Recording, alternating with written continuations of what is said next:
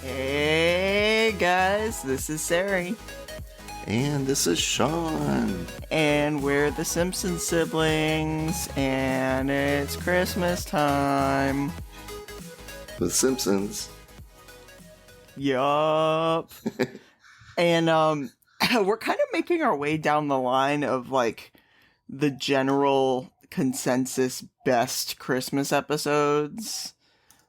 I mean, I guess it's debatable which one's the best, because we did Simpsons roasting the first year, and then we did Marge Be Not Proud the second year, but I think some people would say Marge Be Not Proud is better. Yeah, I think it depends on the age of the person you ask to. Yeah, and honestly, there is a war in my brain on which one I like better, because I love them both so dang much.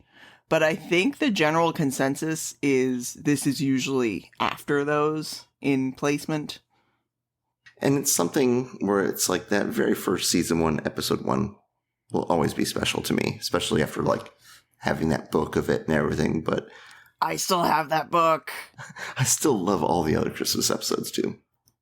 Yeah. I mean, I hate that one though. Which one are you? Which we should cover next year. It would be fun.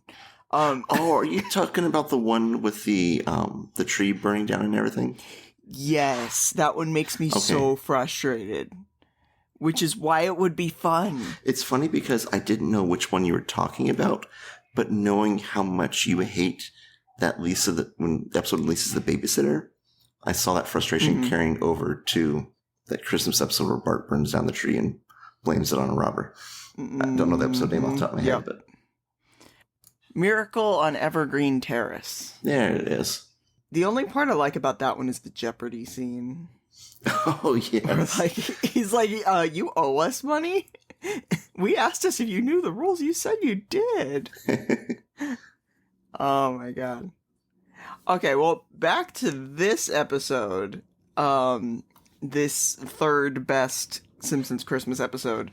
I was surprised how fast this one went by. Yeah, because it does take a lot of story to lead up to like the final conclusion, even just when you first see Funzo. So it's like once you get to the meat of it, it's already halfway done. Like Funzo isn't even in it that much. Yeah, he's not.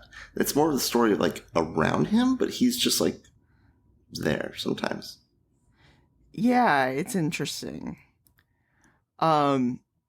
But anyways, I'll go ahead and get right to it. This is Grift of the Magi, Season 11, Episode 9. Originally aired December 19th, 1999, which makes this the last Simpsons episode that aired in the 90s. Weird. Yep. Directed by Matthew Nastuk. Written by Tom Martin. Guest stars Tim Robbins as Jim Hope, Clarence Clemens as the narrator, Gary Coleman as himself, and Joe Mantegna as Fat Tony. What you talking about? What you talking about? We say that all the time. I'm always like, what you talking about? Everyone. And we were watching the episode together for me to take the notes. And when he said that at the end, I just pointed at the screen. I was like, that's it. Yep, I said it along with him, and my daughter Juliet just kind of looked at me like, you're so lame, Mom. She's at that age. And then we have the chalkboard saying, I will not sell my kidney on eBay, which is very good advice. That is more of a Craigslist sort of thing.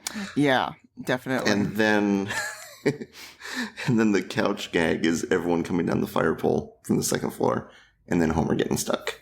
Classic. Which, it's the slide all over again. Yep, it is. And when he gets picked up by, I mean, I guess that's a little bit different, but when he gets picked up by Kang and Kodos and they need the additional beam. Or when he's trying to prevent the explosion. Yes. He just gets stuck in a lot of stuff. Prevents explosion. Oh my gosh. So again, we're going from one season 11 episode to another. We've only jumped like 4 episodes ahead.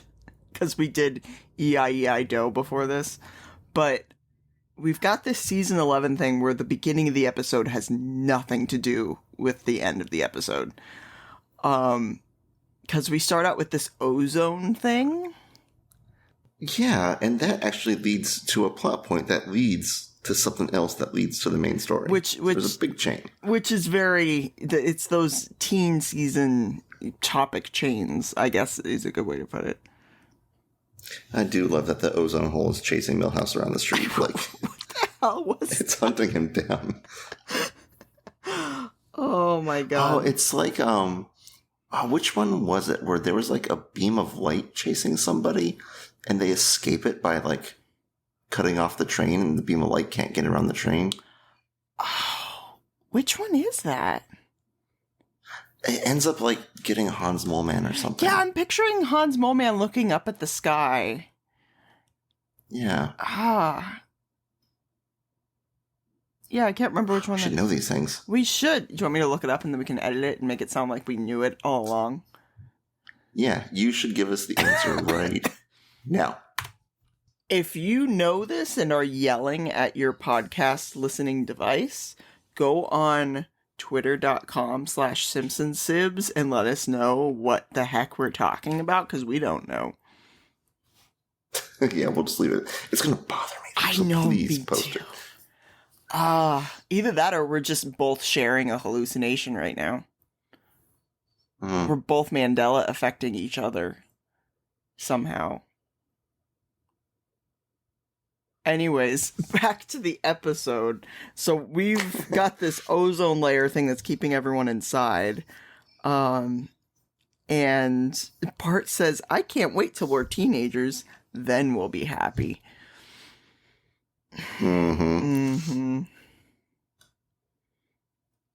all of the games she goes through the sort of cabinet where she goes, we could play county seats. The zoning disc is warped. Or clam traffic jam. Which kind of reminded me of that weird thing with the eggs and Vincent Price from that football episode. Yeah. And they call him because it's missing the feet. It's so weird. It even says on the box, includes feet. And then we've got Milhouse and Bart getting so bored that they go through the closet and end up like dressing up like girls. Yeah, and I just love like how much fun they have doing that. Like, they don't care about anything. They don't care about like impressions. They're just having fun. Sisters are doing it for themselves. Oh my god. The bowling ball thing though, when he falls on it, I felt that in my soul. Yeah. But like, then, I forgot that happened, and it was, ooh. And then there's like the angle that he falls where it's like the dress is like open towards Milhouse and everything, and it's like oh my god. For Homer to see. We're drunk. Really drunk. Oh, thank God. I love this, that Dr. Hibbert's randomly using a defibrillator on his butt. Yeah, it's good for the batteries. And it's a learning hospital, so everyone's watching, and he puts like a viewing window on his butt cast.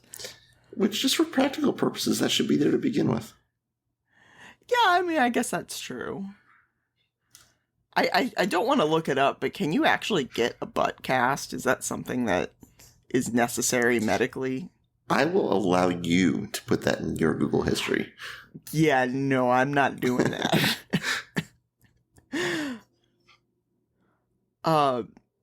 I love how fast Fat Tony shows up when Bart and Lisa are talking about the ramp. He comes out from behind that skinny tree. Did I hear the word astronomical? Oh my gosh. How can you say that when construction has already begun? And I love that the first thing that they build is the ramp on the front stairs, which is all they needed. Like, that gets thrown down within a second. Yep. And when they're revealing it, and Bart has that little butt trick that he does where he's like, I'm all cured, and he like jumps on his butt.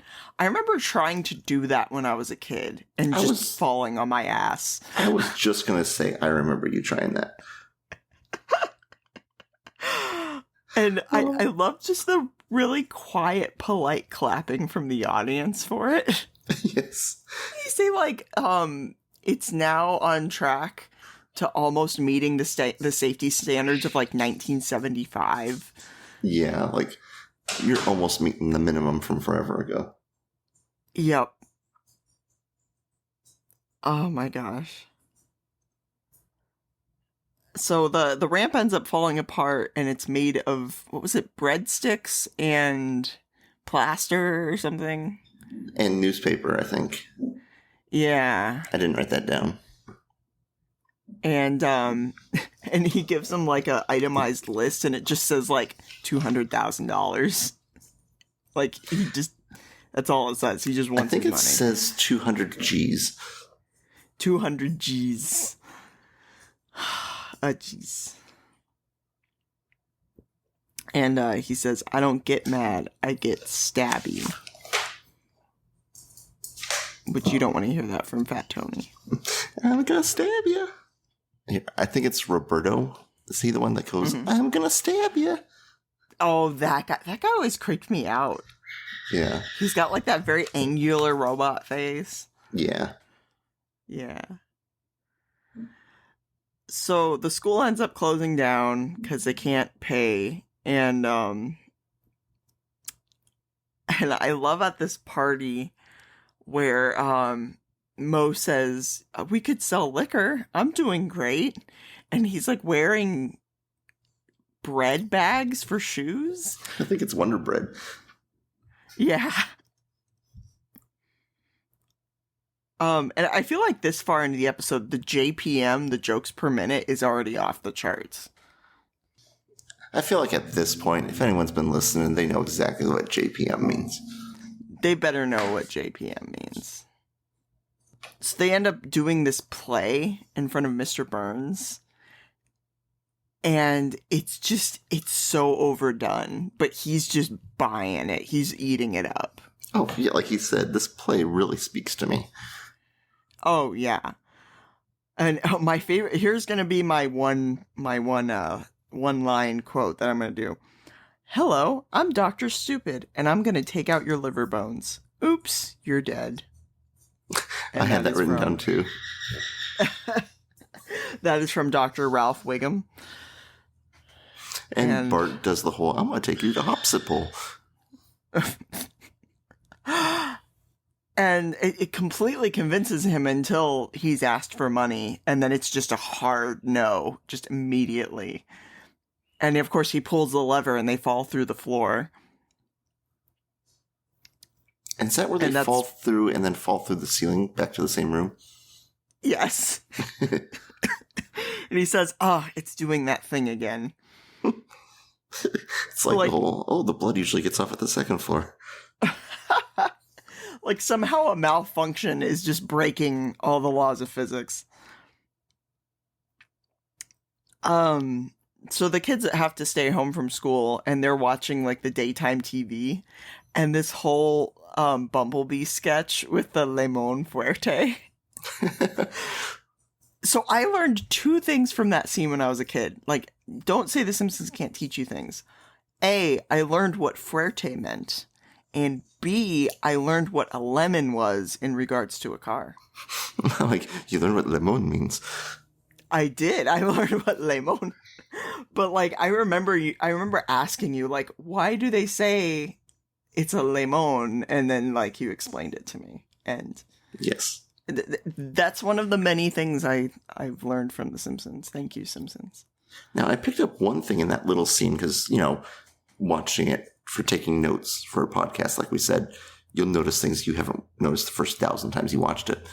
The woman that's on the stand, that's Bumblebee Man's wife, I think.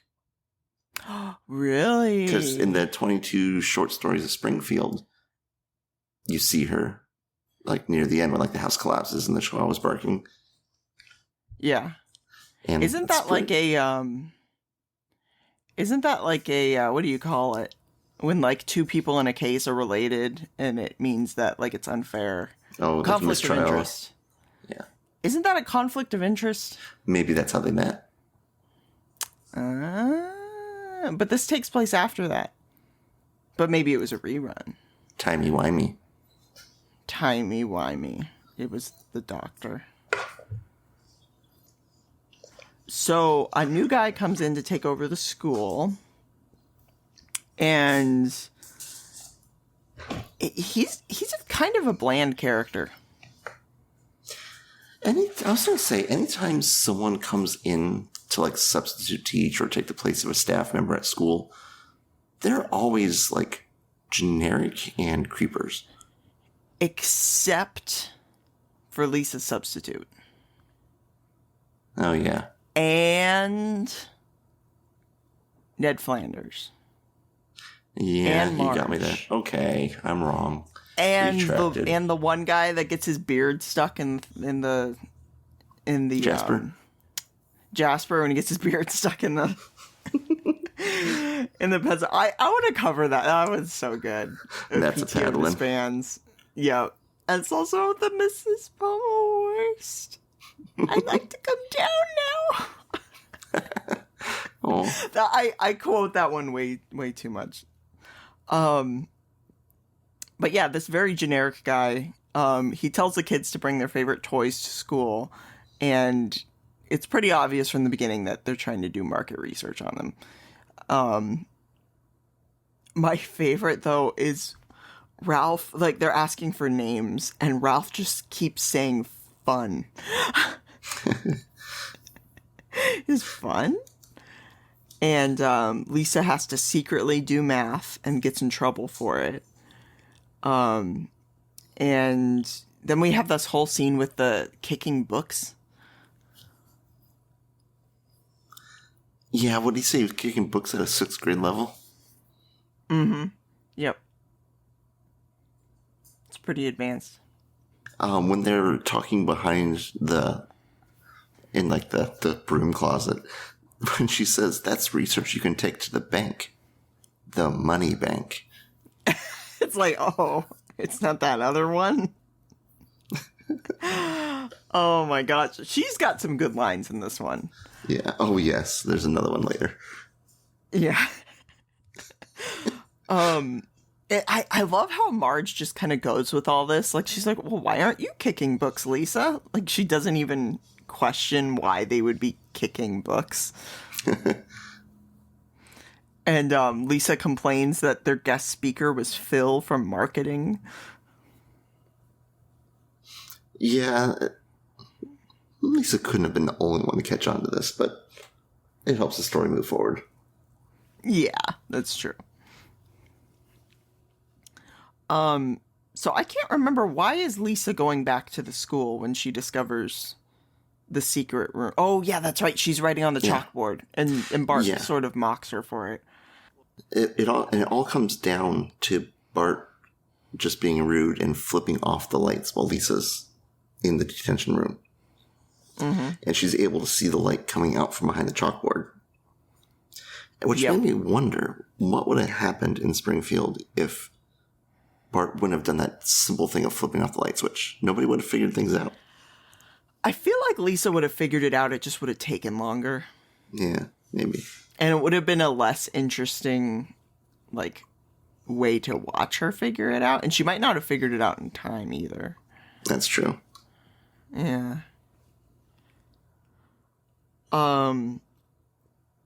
So she looks inside the broom closet, and really it's like the whole room with the two-way mirror, and discovers the Funzo in robot form, like without its fur or anything. Have you seen Furbies without their fur? Yes. They're terrifying. Oh, have you seen the animatronic of Stitch from Disney World without its fur on? No, but I want to now. It's terrifying. Oh my god. I'll send it to you afterwards. I gotta remember to do that. But yeah, it's It's really scary. And also kind of awesome. But yeah, animatronics or robots without their fur is just big no-no.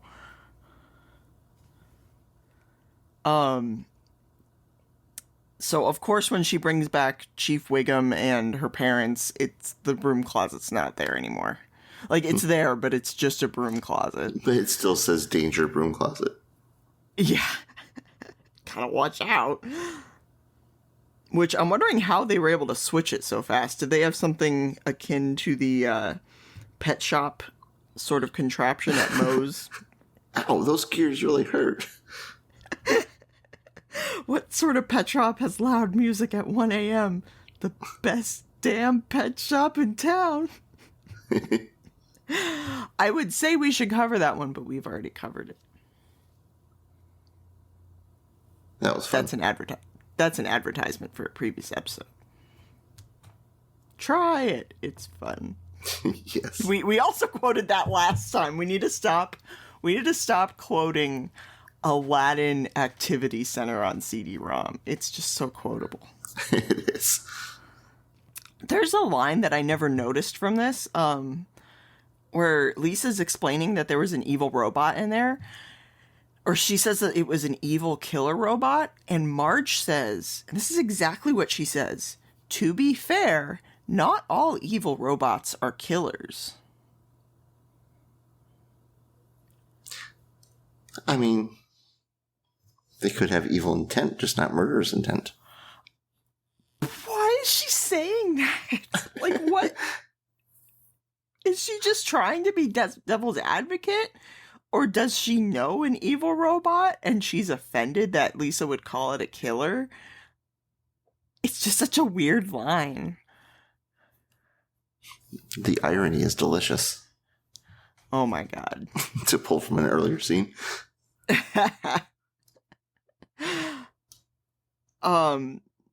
So we go back to the Simpsons house and they're watching Krusty's non-denominational holiday fun fest. And he does that thing where he salutes all of the holidays. And he missed the winter solstice. He didn't mention that. He should have said in all others or something. I know. Come on, Krusty. Come on. And then they go right to the commercial where with the Funzo, and it's just completely ridiculous. And Lisa recognizes verbatim, it says the exact same things that the robot said. Yeah, same voice, same everything. Her name, Funzo. Yep. They didn't go with Attila the Fun. They should have gone with that one. One thing that I love too, like, it's total marketing for kids. Like, my impression was that this is the announcement commercial, like the first time that anyone's ever seen this. And the commercial says everybody wants a Funzo. But you can't say that when it's just announced. But it's that whole manipulation that kids' commercials do. That's true. They also say, if you don't have a Funzo, you're nothing. It's like on dinosaurs. Tell mommy I want that. I was just going to mention that. I have that VHS still. The exact same VHS from when we were kids. Tell mommy I want that. That was a good show. Do you know about the finale for that? The last episode? No. Oh. It's one of the most notorious. It's one of the most notorious TV show endings ever. Oh, I'll have to start because it's only a couple seasons, right? I've actually never watched it. I've only read things about it. I mean, I've watched the show, but I've never watched the last episode before. I won't spoil it for you if you're going to go through it, but man, I mean, it's knowing what happened to dinosaurs, I can only assume. It's a heck of an ending. I need to actually sit down and watch that episode. I should just watch it beginning to end, along with my rewatch of Buffy from 2020 that I never finished, my rewatch of Star Trek from 2020 I never finished, and my rewatch of Sailor Moon from 2020 that I never finished. And the list of shows I've recommended to you as well. that I've never started. Yes. Actually, a couple of them I did, and never finished. I should probably finish at least one series before I start something else.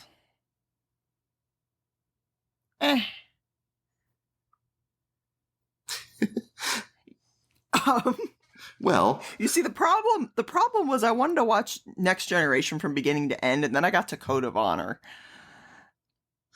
You mean that season 1 episode? Picard's my man. That one is bad. So they end up... I don't even know how we got sidetracked, but I'm just going to start talking about the episode again. Good job. Oh, yeah, that's what it was. It was dinosaurs. Yeah. That's how we got it, because we were on the commercial. Okay. So after the commercial, Lisa and Bart head to the Kid First Industries. Secret I headquarters. feel like they could have...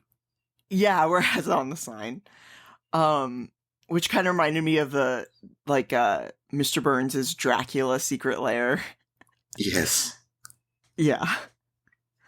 Which we also covered that episode. For the next part, for my notes, I just have one word. Gary. Mm-hmm. Yep. It's all about Gary, baby. Let's just say he's 3 prongs short of a galaxy. I've said so many quotes from this whole section so many times. The phone's not even plugged in. Yes, Mr. President, I'll be there to the right house right away. And then the lady tries to fire him, and he does the "what you talking about?" And she's like, "Oh, you're so cute. You're rehired, sucker." I knew exactly what she was talking about. So literal. Oh my god. Which, R.I.P. Gary Coleman. Didn't he die? I don't know. What you talking about, Sarah? Oh, yeah, it was a while back. It was in 2010, Sean. What? Yeah. No. I'm sorry. Yeah. That's why he hasn't been acting. Well, yeah. That it'll generally prevent that, from happening. Unless you're Vincent Price. Unless you're Vincent Price and you're selling egg kits, then you'll be fine. So all you gotta do is become Vincent Price and make egg kits that have no feet. For anyone who's still really with us, sidetracking on this. Anyone who's still with us, thank you for listening. Oh dear God! You know what? The great thing about this show is that it's by children, for children, with all the profits going to children. I think the issue is that we're recording at 8:45 on a Friday before a holiday week. Oh my god, and I'm getting over bronchitis. We've delayed so many episodes this year. Oh my god, because I moved, and then you moved, and then you got sick, and then I got sick, and then that whole thing with your bathroom remodel, whatever the heck, and then I got sick again, and, now we're doing the Christmas episode, and we skipped the other one, and that one's going to be in January now, and gosh darn it, though, you're still listening, people. Yeah. Right? Guys. Anyways, the whole joke with the by children, for children, with all the profits going to children. But we're all somebody's children. And that's the kind of thing that I would say as a kid, too. It's like a technicality. Yeah, it reminds me of, I can't remember which one it is, where they're like, a percentage of this will go to so-and-so, and they're like, really? And they're like, yeah, 0. 0's a percent. Oh, which one is that? I gotta go back to Frankie Act. I know, that's where I go to. It's just so easy to narrow down the search to only that. Yep. Oh, let's see. So this was,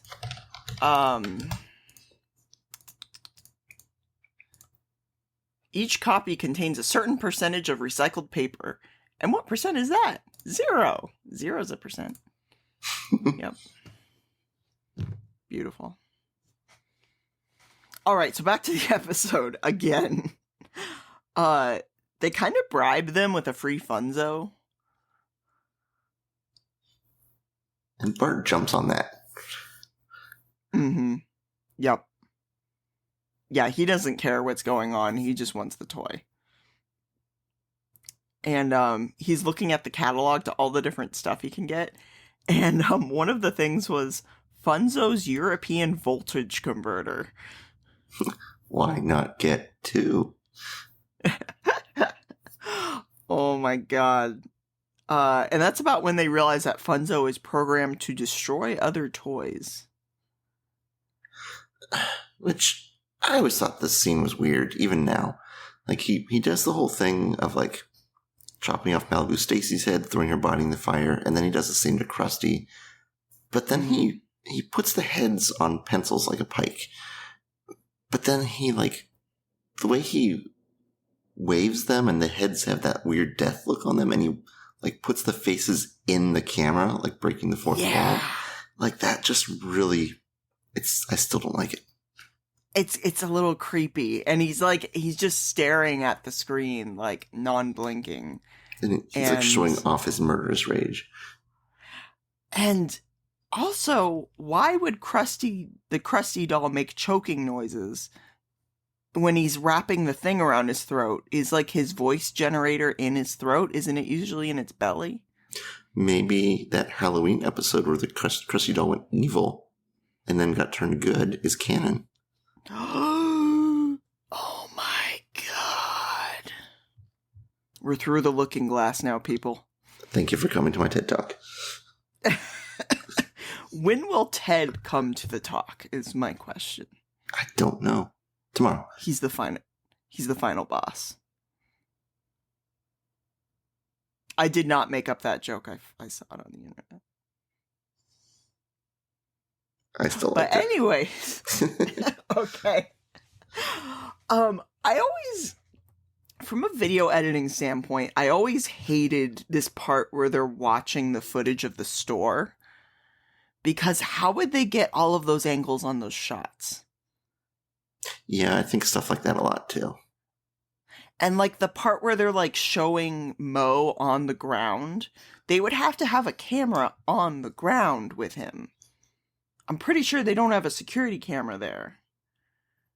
Yeah, I think of that too. Unless it was like a news crew that they were tapping into also. Then the news crew would just be videotaping Mo getting trampled by cleats.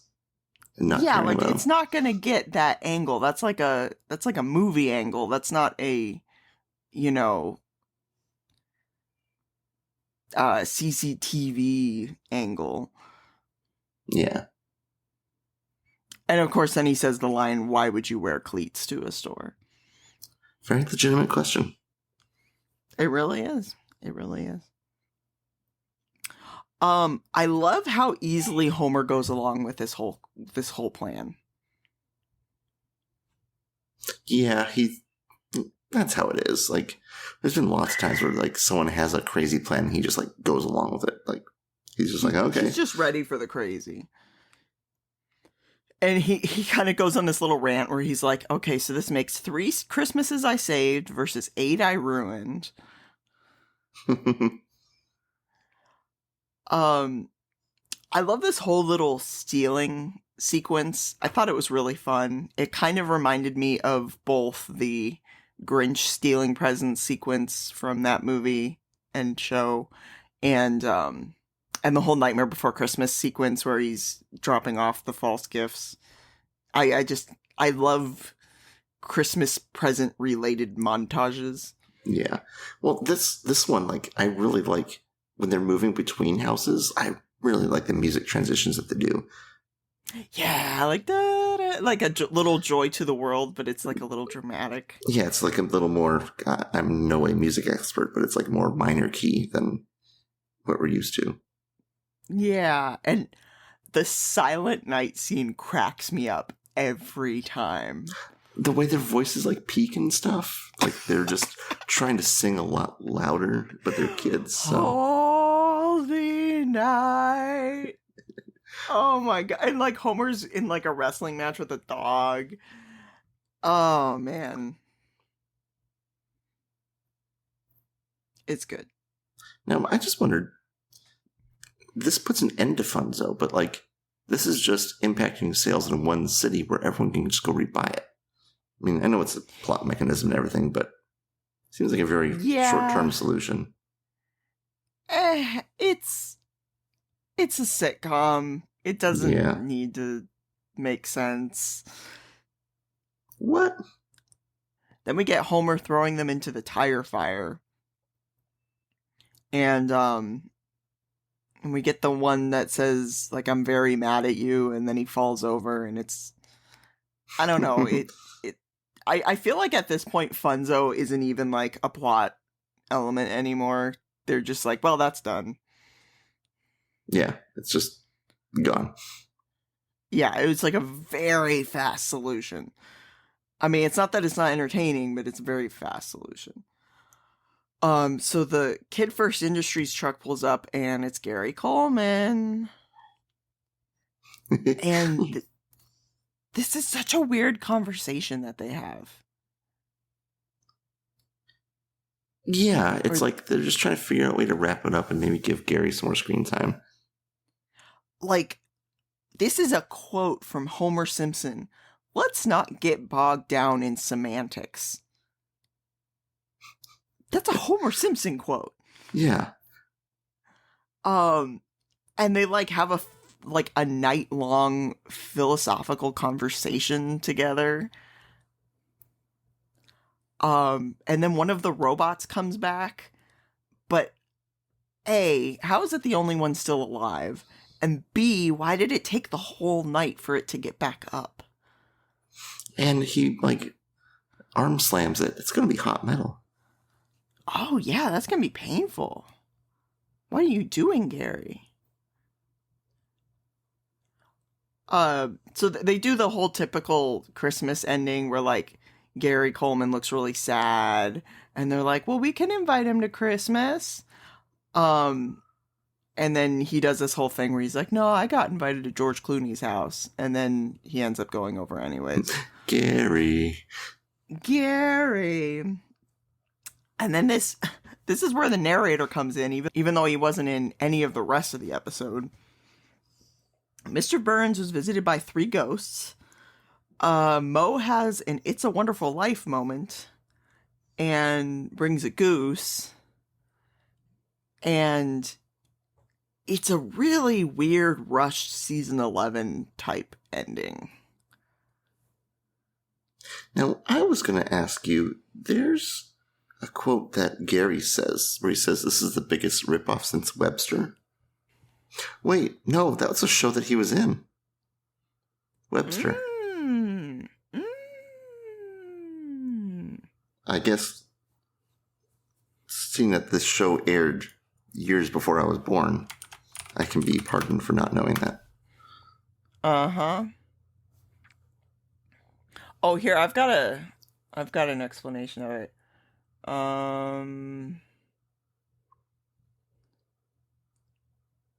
Okay, so this is from SimpsonsArchive.com. Matthew Ansher explains, Webster, the ABC TV series starring Emmanuel Lewis as a black orphan adopted by a white couple with no experience raising children, was similar in so many ways to Coleman's Different Strokes on NBC that critics and some Strokes fans cried ripoff, and TV critics who were never impartial when it comes to kidcoms accused it of being too saccharine, blah, blah, blah. So, yeah, basically people thought that show ripped off the other show that he was in. Okay. Now it all makes sense. Yeah, so it was kind of a bit of like a self diss, I guess, since he was in both of the shows. But now you know. Did you know that? We say that in like almost every podcast episode now. I love saying it. It brings me so much joy. I'm also really mad at this person on OfferUp that had a bunch of Bill Nye VHSs, like, from a school. And they never got back to me. If you're that person, get in touch with us. Yes, come on. I want your Bill Nye VHSs. But God, we're having so many tangents in this episode. Yeah, this is a very typical like teen Simpsons season rushed ending. Kind of surprised how little Funzo's actually in the episode. It's a great episode with a lot of great jokes, and it's fun, but it's not really like the heartwarming Simpsons Christmas special you might expect. It's a good one, though. Yeah, it's still a good one. It's just, it's very much on the funny side. And I feel like it gives you a good Christmas episode without having that required Christmas cheesiness. I mean, we get it a bit at the end, but it feels a bit more like a play on the genre versus actually doing it. That's true. And that's also necessary. And it's definitely a fun episode. And I definitely enjoy it. I feel like the first half is better than the second half, though. Yeah. Yeah. I wish they would have done something else with that ending. But yeah. But we've got all these quotes that we know and love because of it. Oh, yeah. Then you wouldn't have been able to say what you talking about, everyone. Yeah. And then the world would be a much less cheerful place. Indeed. All right, so we've had a bit of a crazy schedule here in 2022, but we're ready to get back in 2023 to a good set schedule. We'll be starting out with January 11th. We'll be doing Mountain of Madness. That's season 8, episode 12. Watch the episode first to get the full experience. And I'd like to give a shout out to Timothy Burleson,